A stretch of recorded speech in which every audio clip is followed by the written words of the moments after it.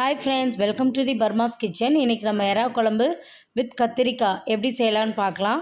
அதுக்கு ஒரு வாணலியில் நமக்கு தேவையான அளவு கடலெண்ணெய் ஊற்றிக்கோங்க, சீரகம் போட்டுக்கோங்க, சும்மா ஒரு டேபிள் ஸ்பூன். அதுக்கப்புறம் அது நல்லா பொரிஞ்ச உடனே நம்ம இதை அரைக்க போகிறோம். சின்ன வெங்காயம் ஒரு 10-15 சின்ன வெங்காயத்தை நம்ம போட்டு நல்லா வதக்கிக்கலாம். அதுக்கப்புறம் நாட்டு தக்காளி. நாட்டு தக்காளியை நான் ஒரு 2 தக்காளியை போட்டு நல்லா வதக்கியிருக்கேன். இப்போ என்னென்ன போட்டிருக்கோன்னு பார்த்தீங்கன்னா, சீரகம், எண்ணெய் ஊற்றிருக்கோம், சீரகம் போட்டிருக்கோம், சின்ன வெங்காயம் அண்ட் தக்காளி, அதுக்கப்புறம் ஒரு 2 பத்து தேங்காய். 2 ஸ்லைஸ் தேங்காய், இதை தான் நம்ம யூஸ் பண்ணியிருக்கோம், ஒரு 1/4 மூடி தேங்காய். இதெல்லாம் நல்லா வறுத்துருங்க. ஒரு 5-6 பூண்டு பல் போட்டு அதையும் நல்லா வதக்கிக்கலாம். நல்லா வதக்கிது இதை நம்ம நல்லா ஒரு ஃபைன் பேஸ்ட்டாக அரைச்சி வைக்க போகிறோம். ஒரு மிக்ஸி ஜார் எடுத்துக்கோங்க. நல்லா இப்போ ஹாட்டாக போட்டாலும் அது ஆறுற வரைக்கும் வெயிட் பண்ணி அரைச்சிடுங்க, இல்லைன்னா மேலெல்லாம் தெரித்து டபுள் ஒர்க் ஆகிடும். நெக்ஸ்ட்டு மிக்ஸியும் ரிப்பேர் ஆகிடும். நெக்ஸ்ட் பார்த்திங்கன்னா, நம்ம எதில் குழம்பு வைக்க போகிறோமோ அந்த கடாயை எடுத்துக்கோங்க. கடாயில் இப்போ நல்லெண்ணெய் ஊற்றிக்கிறேன். நல்லெண்ணெய் உடம்புக்கு நல்லது, ப்ரான் ஹீட்டு கொடுக்கும். நல்லெண்ணெய் ஊற்றும் போது பேலன்ஸ் ஆகிடும்.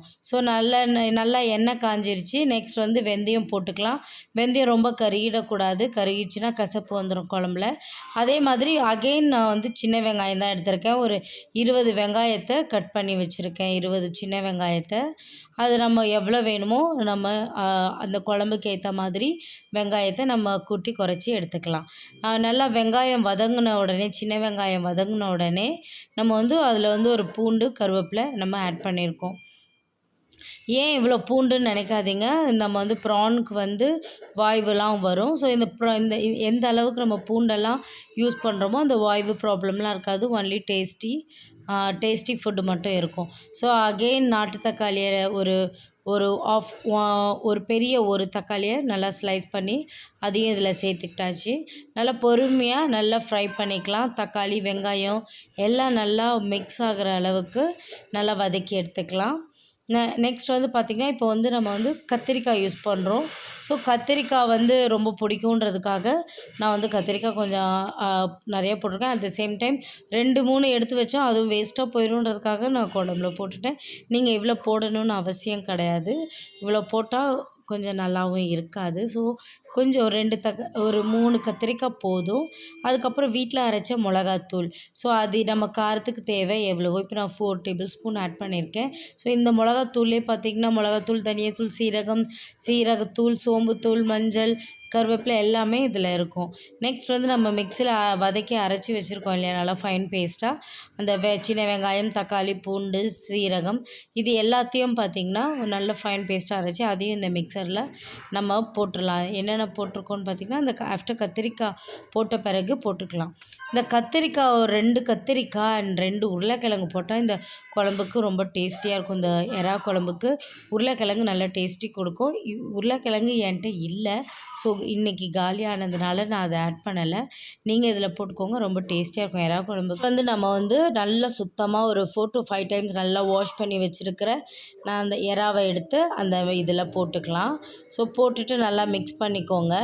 மிக்ஸ் பண்ணிவிட்டு எண்ணெய் பிரிஞ்சு வரணும், அந்த அளவுக்கு நம்ம இதில் மூடி வச்சு ஸ்லோ ஃப்ளேமில் நம்ம வேக வச்சுருவோம். அதுக்கப்புறம் இன்னும் நான் தண்ணியே ஊற்றலை, ஆனால் எவ்வளோ தண்ணி வந்திருக்கு பாருங்கள். நல்லா ஸ்லோவாக குக் பண்ணுங்கள், ரொம்ப டேஸ்டியாக இருக்கும் அண்ட் ஹெல்த்தி ஆல்சோ.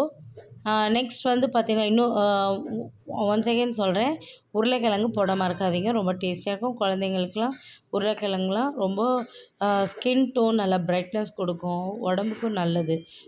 நெக்ஸ்ட் தேவையான அளவு உப்பு போட்டுக்கலாம். நம்ம இந்த குழம்புக்கு தேவையானது அளவு நல்லா, அப்போ தான் இந்த கத்திரிக்காயில் இந்த மசாலாவோடு நல்லா அந்த உப்பெல்லாம் நல்லா சேர்ந்து நல்லா வரும். நல்லா மிக்ஸ் பண்ணிக்கோங்க. மிக்ஸ் பண்ணிவிட்டு எண்ணெய் பிரிஞ்சு வர வரைக்கும் வெயிட் பண்ணுவோம்.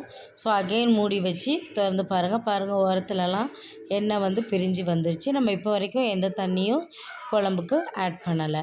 இப்போ வந்து என்ன பண்ணலான்னா, நெக்ஸ்ட் புளி வந்து ஒரு பெரிய நெல்லிக்காய் சைஸ் கரைச்சி வச்சுருக்க புளியை வந்து எடுத்து நம்ம டேரெக்டாக புளி ஊற்றிடலாம். அதுக்கப்புறம் எவ்வளோ குழம்பு தேவையோ அதுக்கேற்ற தண்ணியும் நம்ம அதில் ஊற்றிட்டு ஸ்லோ ஃப்ளேமில் மீடியம் ஃப்ளேமில் நம்ம வந்து குக் பண்ணி எடுத்தோம்னா நமக்கு வந்து எறா குழம்பு ரெடி.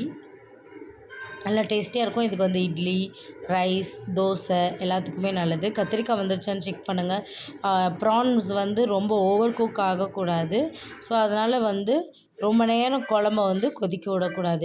இப்போ வந்து பார்த்திங்கன்னா பச்சை மிளகா ஒரு ஃப்ளேவருக்காக தான் காரத்துக்கு நம்ம யூஸ் பண்ணல. இந்த டைமில் நம்ம பச்சை மிளகா போட்டோம்னா அதில் உள்ள அந்த பச்சை மிளகாவோட ஸ்மெல் நல்லா நமக்கு வரும். இப்போ மூடி வச்சு நம்ம எடுத்தாச்சு. கொத்தமல்லி தழையை தூவி நம்ம இறக்கிடலாம். நல்லா கமன்னு எறா குழம்பு ரெடி. ஸோ நம்ம எப்போ பாரு கிரேவின்னு எறா கிரேவி அப்படியே சாப்பிட்டுட்ருக்கோம். ஸோ ஒன் டே நம்ம வந்து குழம்பு வச்சு சாப்பிட்டோம்னா நமக்கு வந்து லன்ச் அண்ட் டிஃபன் நைட்டுக்கு மறுநாள் இருந்தாலும் அகைன் டிஃபனுக்கு எல்லாத்துக்குமே நல்லாயிருக்கும். ஸோ நல்லா வாசனையாக இருக்குது. கலர் ஏன் வந்து கொஞ்சம் ஆரஞ்ச் கலரில் இருக்குன்னா நம்ம வந்து தேங்காய் அரைச்சி ஊற்றுனனால ஆரஞ்ச் கலரில் இருக்குது. Okay friends, thanks for watching. Like, share, comments and subscribe my channel. Thank you.